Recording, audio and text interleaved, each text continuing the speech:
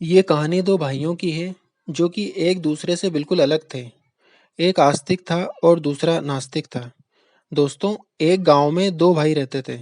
ये भाई अपने विचारों, प्राथमिकताओं और जीवन की दृष्टि के प्रति बिल्कुल विपरीत थे। पहले भाई का नाम राजेश था और वह धार्मिक विचारधारा का पालन करता था। उसकी रोजाना प्रार्थनाओं, पूजाओं और प्रभु के साथ संवाद की रुचि थी। वह साधारण जीवन में भी प्रभु के प्रति उसकी श्रद्धा और विश्वास की प्रतिमा देखकर सभी को प्रेरित करता था। दूसरे भाई का नाम विनोद था और वह विश्वास रखता था कि केवल दुनियावी सुख सुविधाओं में ही जीवन का आनंद है। उसके लिए ध्यान और आध्यात्मिक उन्नति का कोई महत्व नहीं था। उसका मुख्य लक्ष्य धन कमाने और भौतिक सुखों का आनंद उठाने में था। राजेश का जीवन एक आध्यात्मिक यात्रा था जो प्रभु की प्रेम भावना में गुजरती रहती थी।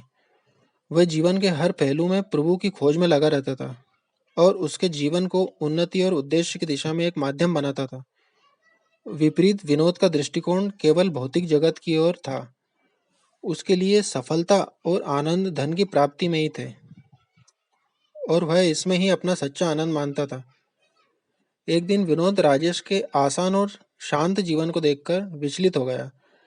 उसने राजेश से पूछा, तुम्हारे त्याग और आध्यात्मिक आनंद की तुलना में मैं सिर्फ भौतिक सुखों का पीछा करता हूँ, लेकिन तुम मेरे समझ से कैसे आनंदित रह सकते हो? राजेश ने मुस्कुराते हुए उत्तर दिया, मेरे प्रिय भाई, मैं यह समझता हूँ कि सच्चे आनंद और सुख का मार्ग उस परमात्मा के पास जाता है जिन्हें मैं प्रभु कहता हूँ। मेरा जीवन उसके प्रति श्रद्धा और संतोष की दिशा में बदल गया है और यही कारण है कि मैं हर समय खुशी में रहता हूँ। विनोद को राजेश के उत्तर से गहरा प्रभाव हुआ और उसका दृष्टिकोण बदल गया। उसने धीरे धीरे आध्यात्मिक आदर्शों का पालन करना शुरू किया और उसने देखा कि सच्चे सुख और आनंद वास्तव में उस अनंत प्रेम में है जो परमात्मा की ओर ले जाता है। दोस्तों, इस कहानी से ये सीख मिलती है कि धन और भौतिक सुख तो आने जाने वाले होते हैं, लेकिन असली आनंद और सुख वही है जो हमारे आध्यात्मिक उन्नति और परमात्मा के प्रति श्रद्धा में मिलता है। दोस्तों, कहानी आपको पसंद आई हो तो कमेंट करके जरूर बताएं।